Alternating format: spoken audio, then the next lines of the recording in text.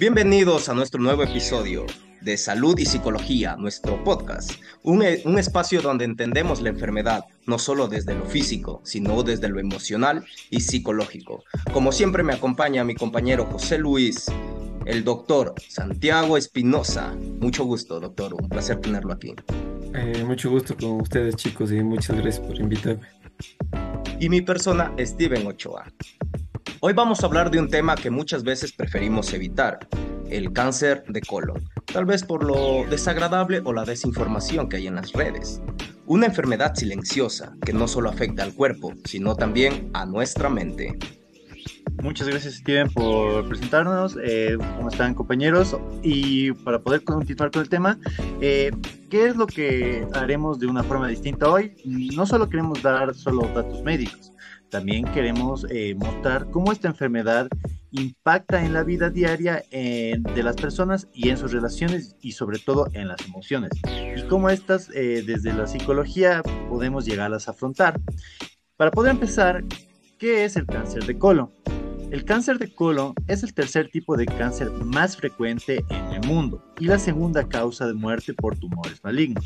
Solo en el Ecuador es el quinto más diagnosticado y se presenta con más frecuencia en hombres que en mujeres. Durante el periodo del 2013 al 2017, los hombres fueron el 14% más probables que las mujeres en tener un diagnóstico de cáncer de colon. En pocas palabras, para resumir, para cada 10 mujeres, este cáncer había 11 hombres. Datos abrumadores, José. Esta Claro, es una enfermedad que aumenta su riesgo a partir de los 65 años y que tiene síntomas tardíos, dependiendo de la zona. Puede manifestarse con anemia, fatiga, dolor abdominal, sangrado en las heces o incluso la sensación de no evacuar completamente, según Villano en el 2025.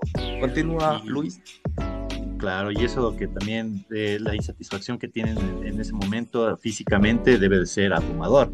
Y bueno, y ojo con esto, en cada país como China y Estados Unidos, la diferencia entre hombres y mujeres también se explica por factores de riesgo, como el consumo de excesivo de carnes procesadas, el consumo de alcohol, de tabaco y también la falta de chequeos preventivos, siendo algo muy importante para poder generar un diagnóstico temprano.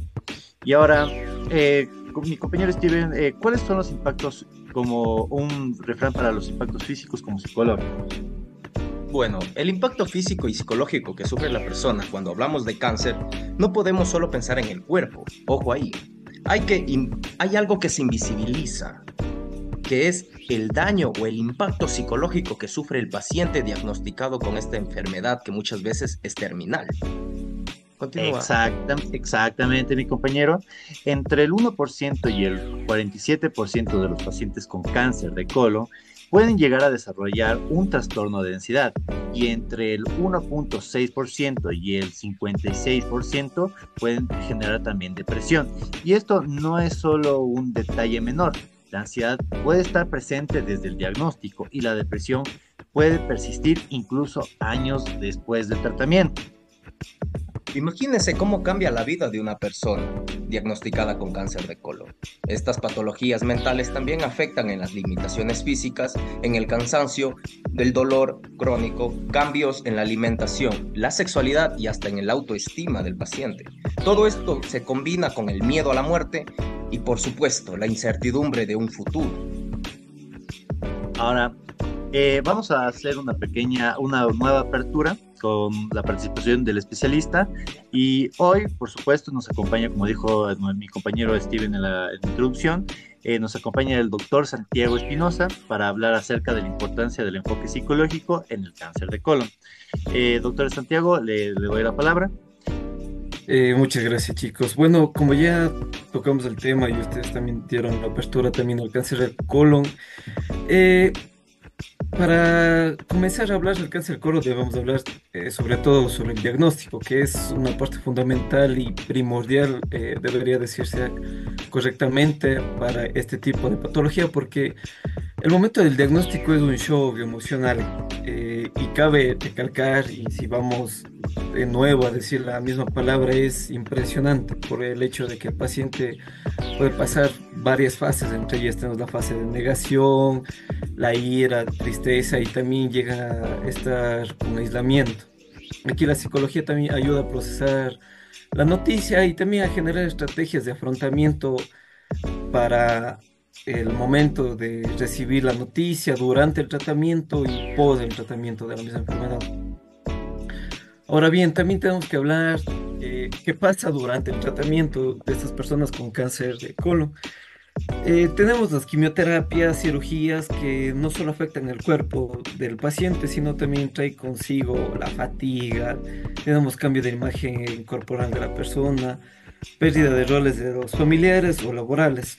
Eh, También debemos tener en cuenta que la terapia debemos trabajar también o debemos tener trabajos de resiliencia, regulación emocional por estas personas que fluctúan obviamente mismo por el tratamiento y cómo van afrontando la enfermedad y también el fortalecimiento del apoyo social tenemos de sus amigos, sus allegados o su círculo social más íntimo. También cabe recalcar que hay también otras herramientas psicológicas útiles. Puedo nombrar unas cuatro que usualmente se utilizan. Tenemos la terapia cognitiva conductual. Esta sirve para manejar la ansiedad y también los pensamientos catastróficos que tienen los pacientes. También tenemos las técnicas mindfulness y una relajación perdón, estas sirven para para reducir el estrés y permiten una relajación. También tenemos terapias grupales, donde los pacientes comparten sus experiencias, cómo pasaron durante la patología y también sienten menos soledad, o sea, se sienten más acompañados.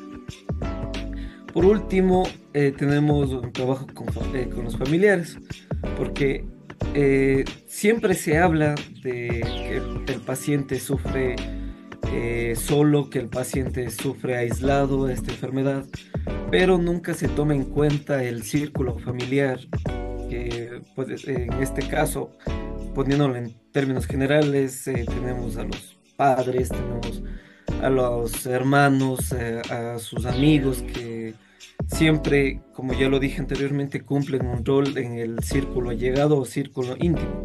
Propiamente, nunca se manifiestan en sus primeras etapas, debido a que es un proceso lento. ¿Por qué es lento? Se preguntarán por el hecho de que el cáncer es progresivamente en el tiempo, por el hecho de que va evolucionando. El cáncer siempre tiende a tener etapas, por eso tenemos en las estratificaciones de Kirk, también tenemos en las estratificaciones Moulds, que siempre los estratifican en etapa 1, 2, 3 y 4. Así pues, también en estas estratificaciones tenemos la localización, cómo va progresando rápido, lento o moderadamente. En este caso, el cáncer de colon usualmente es una progresión lenta y también sus complicaciones varían igualmente a estas. Cabe recalcar que el hecho del cáncer de colon tienen varias afecciones al hecho de las deposiciones, tenemos deposiciones con sangre, dolores abdominales, también tienden a afectar el hecho de todo tipo de proceso metabólico de la persona porque hay algo que se llama caquexia metabólica a base del cáncer. La persona tiende a perder su masa corporal, entiéndase masa corporal con la grasa, con el músculo, hasta hay casos que pierden su densidad ósea, porque esta caquexia que es misma del cáncer tiende a absorber todos los nutrientes, aminoácidos, proteínas y de eso se alimenta el cáncer. Con respecto a la sintomatología, principalmente tenemos que tener en cuenta el sangrado. Siempre hay sangrado en las deposiciones. Al comienzo no es tan profuso, tenemos un tipo de sangrado mínimo, se podría decir algunas pequeñas gotas. En estos casos, para tipificarlo de esa manera que se entienda mejor, es uno de los signos evidentes del cáncer de colon. Le tengo una pregunta, algo como que para reflexionar. ¿Qué le diría a alguien que hoy haya recibido un diagnóstico de cáncer de colon? Sabe que esa pregunta ya me lo estoy imaginando que me lo iba a decir. ¿Por qué? Porque es interesante. en el hecho de que se le podría decir, o mejor dicho, yo le diría al paciente de que no está solo, que el cáncer no define quién es y que pedir ayuda psicológica no es un signo de debilidad, de inferioridad. Más bien yo lo diría que es una herramienta para enfrentar o afrontar con más fuerza la enfermedad. Comparto mucho con su opinión y cómo sería el abordaje con el paciente. Y ahora, llegando a hablar de otro tópico, sería la prevención y el estilo de vida. Además de la parte psicológica, también es clave hablar acerca de la prevención. ¿Y cómo podemos hacer esto, señor Steven? Claro, ¿qué podemos hacer? Es la pregunta que nos surge a raíz de lo que nos comentó el doctor. Mantener una dieta rica en fibras, reducir el consumo de carnes rojas y carnes procesadas, hacer ejercicio regularmente, evitar el tabaco y el alcohol y realizarse chequeos preventivos como la colonoscopía después de los 50 años. Exacto, porque también puede llegar a ser un factor hereditario que puede perjudicar en el futuro.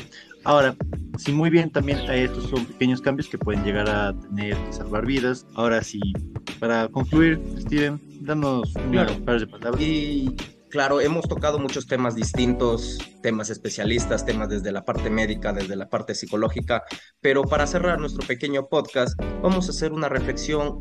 Mi reflexión empieza con el cáncer de colon no es solo una enfermedad, diría yo, una enfermedad médica. También es una experiencia humana muy distinta y muy variable, tanto que afecta el cuerpo, como nos lo había mencionado el doctor, pero también afecta a la mente, nuestras emociones y, como había mencionado, las relaciones que poseemos. Ajá. Y aquí está la clave. Si aprendemos a cuidarnos desde la prevención y buscamos apoyo psicológico en caso de diagnóstico, podemos mejorar la calidad de vida y dar una lucha más equilibrada. Querido doctor Santiago, aquí está su espacio, es totalmente suyo. Le damos la palabra. Muchas gracias. Yo diría dos cosas muy puntuales y que serían que tienen un peso para las personas que tienen esta enfermedad. Yo diría que recuerden que la psicología no cura el cáncer, pero ayuda a sanar el alma. Y mientras el cuerpo atraviesa el tratamiento, porque como ustedes ya tocaron el tema y también yo lo discerní un poco más, no todo lo tenemos comprado, pero podemos lucharlo para ello. Eso Muchísimas diría. gracias, doctor. Muy sabes, palabras. Gracias, doctor, por su tiempo, gracias, doctor, por su conocimiento y por regalarnos un momento en su día tan atareado y su día libre también No hay especialmente. de qué. Gracias, Luis, por acompañarnos. Esto fue Salud y Psicología, un espacio para hablar de lo que nos duele y también cómo podemos enfrentarlo. Muchísimas gracias a todos. Pasen una buena tarde, buena mañana a la hora que nos estén escuchando. Hasta luego.